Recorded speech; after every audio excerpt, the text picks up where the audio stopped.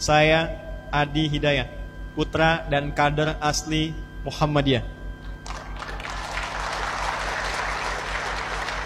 Kami dirikan satu institusi pendidikan bernama AIS, Akhyar International Islamic School, yang kami beri contoh dengan memilih 40 orang se-Indonesia. Mereka belajar dari KB, kemudian TK, melanjut ke SD, sampai dengan ke pesantren, SMP, SMA, sampai melanjutkan kuliah PhD, S1, S2, sampai S3. Apa yang mereka pelajari?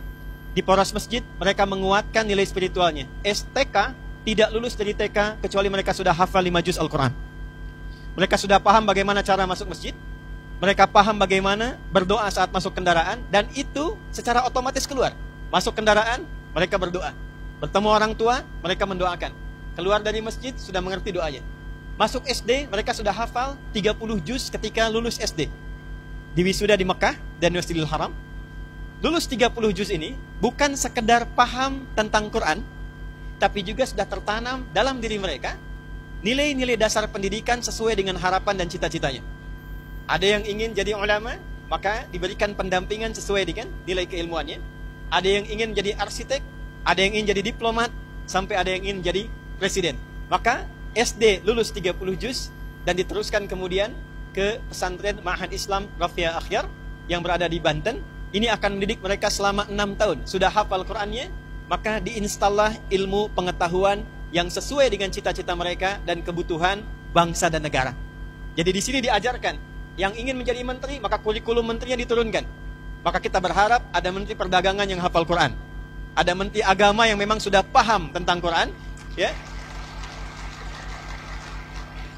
Dan kami turunkan sampai pasal-pasalnya. Ada yang ingin jadi menteri pendidikan, maka diturunkan bagaimana pasalnya, bagaimana kurikulumnya, bagaimana ayat-ayatnya. Termasuk yang ingin jadi dokter, maka dikirimkan di sini, diberikan kurikulum Qurannya, hadisnya, dan ada kelas 400 dokter profesional membimbing mereka selama mereka belajar di pesantren ini. Kemudian mereka diteruskan ke tingkat S1, S2, dan S3 secara bersanad, bekerja sama dengan 20 negara, dan hasil akhirnya adalah pertama, kapanpun Muhammadiyah siap menerima mereka, mereka siap berkhidmat ditempatkan di berbagai majlis, lembaga, biro dengan kemampuan yang bersanad. 30 juz Quran, paham di bidangnya, ilmunya sudah melekat, dan diabdikan untuk kepentingan bangsa dan negara. Indonesia memanggil, mereka sudah siap dengan ilmunya dan dasar ketaatan spiritualnya. Dunia memanggil, mereka pun siap untuk memberikan kontribusi terbaik sesuai dengan apa yang diharapkannya. Terakhir, sebagai penutup, apa yang kami sampaikan saat ini berkesesuaian dengan harapan besar Negara Kesatuan Republik Indonesia, bahkan tercantum dalam Undang-Undang Sisdiknas nomor 20 tahun 2003. Pasal menimbang, poin B, disampaikan Undang-Undang Dasar tahun 1945 mengamanatkan pada pemerintah untuk mengusahakan satu sistem pendidikan yang meningkatkan keimanan dan ketakwaan kepada Tuhan Yang Maha Esa serta akhlak mulia.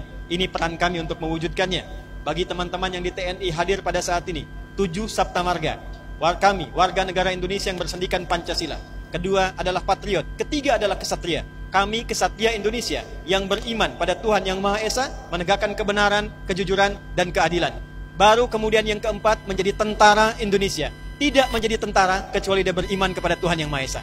Tidak menjadi tentara kecuali dia menjadi kesatria yang bertakwa. Maka konsep pendidikan berbasis pada Al-Quran dan Sunnah bisa diimplementasikan di militer, bisa diimplementasikan di dunia pendidikan, bisa diimplementasikan di dunia bisnis, kapanpun negara membutuhkan. Khususnya untuk visi emas Indonesia 2045, maka program yang kami gagas insya Allah sudah selaras dengan visi negara, bangsa, Persyarikatan Muhammadiyah. Mudah-mudahan ke depan kita memiliki generasi emas Indonesia yang berkemajuan. Nasrum minallahi wa fathun qarib. Terima kasih atas segala perhatian. Dengan bangga saya ingin tutup dengan satu kalimat.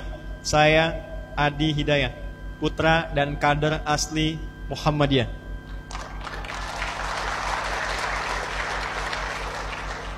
Karena ini live, saya juga ingin mengetahui seluruh lapisan bangsa Indonesia bahwa Muhammadiyah tidak pernah melahirkan putra-putrinya kecuali memiliki kontribusi nyata bagi bangsa, negara, dan agama. Assalamualaikum warahmatullahi wabarakatuh.